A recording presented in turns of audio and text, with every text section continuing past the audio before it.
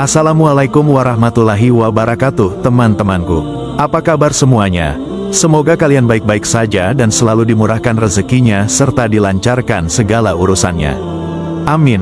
Berhubungan dengan bulan Ramadan hampir tiba, kali ini saya ingin membahas hal-hal yang berbaur tentang Islam. Yuk pantengin channel ini agar teman-teman tidak ketinggalan video-video terbaru dari kami meskipun dalam bentuk video shorts. Video pertama saya tentang hal ini yaitu mengenai azan. Gema azan tidak pernah putus, bersahutan di dunia terus-menerus dari satu tempat ke tempat lain sampai kembali ke titik semula. Azan hanya akan berhenti saat hari kiamat tiba. Rasulullah SAW pernah bersabda, kiamat tidak akan terjadi hingga tidak ada lagi manusia yang menyebut nama Allah di muka bumi ini.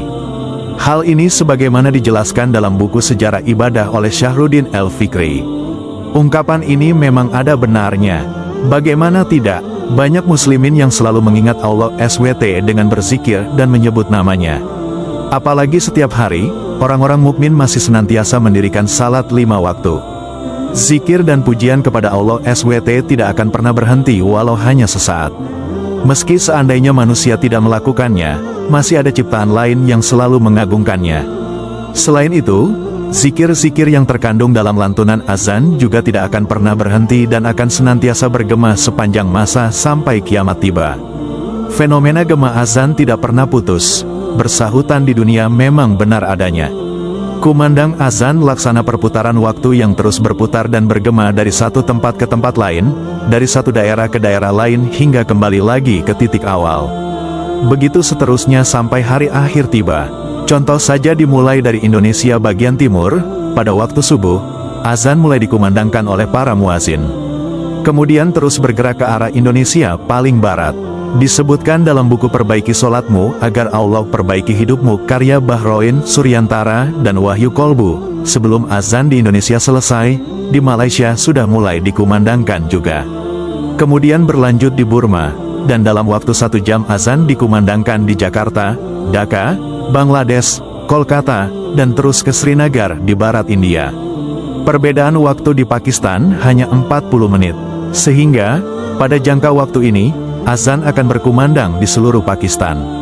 Belum berakhir di Pakistan, gema azan tidak pernah putus sampai azan yang Afghanistan dan Muscat dimulai. Perbedaan waktu antara Muscat dan Baghdad adalah 1 jam. Dalam jangka waktu ini antara, azan akan terus-menerus dikumandangkan di Makkah, Madinah, Yaman, Kuwait, dan Irak. Gema azan ini akan terus menyambung dari Irak ke pantai timur Samudera Atlantik. Jarak waktu azan mulai dikumandangkan di Indonesia hingga ke pantai timur Samudera Atlantik adalah 9,5 jam. Belum juga azan subuh berkumandang di pantai timur Samudera Atlantik, azan zuhur sudah dikumandangkan lagi di Indonesia. Oleh sebab itu, bisa dikatakan bahwa gema azan tidak pernah putus, bersahutan di dunia sampai hari akhir tiba.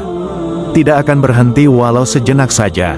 Imam Al-Ghazali berpesan kepada muslimin dimanapun berada untuk selalu berusaha membayangkan hingar-bingarnya teriakan hari kiamat ketika mendengar lantunan azan. Oleh karena itu, seseorang harus mempersiapkan lahir dan batinnya untuk menjawab panggilan itu. Orang-orang yang segera menjawab panggilan menyembah Allah SWT tersebut, niscaya akan menjadikan dirinya orang yang mendapat perlakuan lemah lembut di hari kiamat nanti. Senada dengan nasihat dari Al-Ghazali, Ibnu Qayyim Al-Jauziyah juga berkata, ketika Anda mendengar kumandang azan, maka persepsikan panggilan tersebut adalah panggilan kiamat dari malaikat. Kemudian perhatikan apa yang mesti segera Anda tunaikan dan dalam keadaan bagaimana ia akan datang secara tiba. Memenuhi panggilan azan dengan segera sudah menjadi perintah dari Allah SWT dan Rasulullah SAW. Disebutkan dalam sebuah hadits, bahwasanya Nabi Muhammad SAW bersabda, seandainya manusia mengetahui apa yang ada, yaitu keutamaan, di dalam seruan, azan, dan saf pertama, lalu mereka tidak bisa mendapatkan saf tersebut kecuali dengan undian,